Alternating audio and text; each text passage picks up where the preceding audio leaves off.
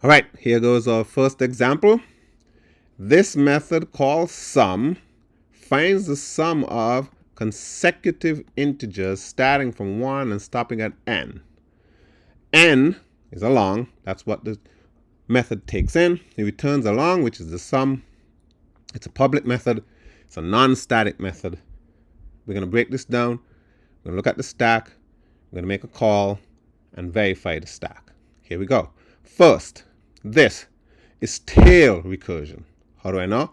Because the method, the call to sum, which is the same method I'm writing, is last. So this is tail, and it's called the recursive step. Base case is first. Generally, the base case happens with an if statement. If such and such condition happens, stop the entire thing. Remember, stronger break. Return is a stronger break. This is actually saying stop the whole thing. So when the base case is reached, our base case then is 1. Simpler version of itself. So I'm saying if I call this with a 1, the answer is a 1 because the sum of 1 is 1. But if I call this with a 2, it's the sum of 1 plus 2. If I call it with 3, it's the sum of 1 plus 2 plus 3. Call it with a 4, sum of 1 plus 2 plus 3 plus 4, and so on. So because 1 is the simplest version, then that's the base case. That's very important. So I'm going to call this method with a 5. So what's going to happen? Here's the stack. Let's walk through. On the right side, before we jump into the stack, I have a little formula here. So here's the rule of thumb for recursion. If you can avoid writing it, avoid it. Okay? Only if you absolutely have to do recursion do we do it. But this formula on the right side here can do this much quicker. For example, if I want to add up all numbers starting from 1, all integers, such as say starting from 1 and stopping at 5, the answer is 15 because I can say 5 times the next one. The next one would be 6. That's 30 and divide it by 2 and I'll get 15. That's a quicker way to do this.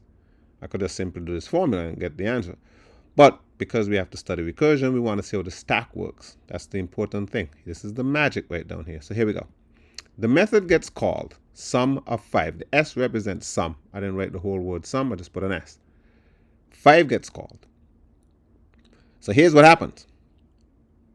Is 5 a 1? No. Then return 5 plus sum 4.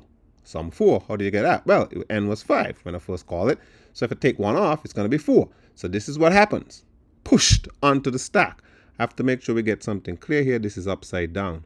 This is the root. It's at the bottom. Consider this whole picture upside down. So this is on the bottom, like as if you're stacking books. Okay, like as if you're stacking books. That's the whole idea of the stack. So the first thing that came onto the stack was this. He's on the bottom. He says, no, don't return yet.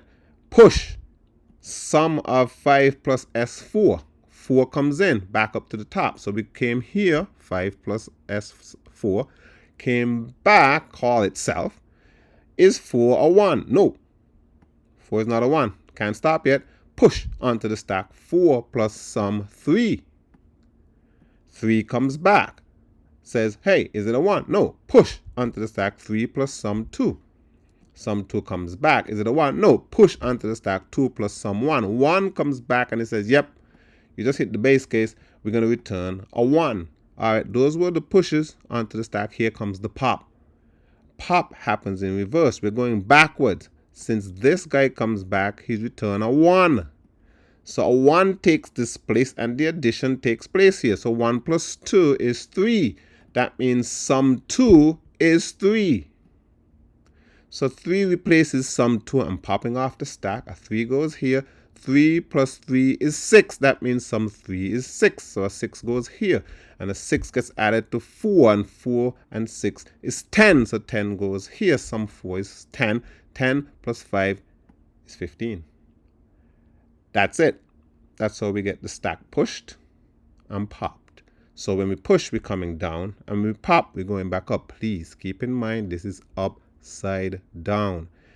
I draw it upside down because it's easier to do it this way. We could have drawn it the other way around, putting this on the bottom, putting this above it, this is above it, this is actually at the top.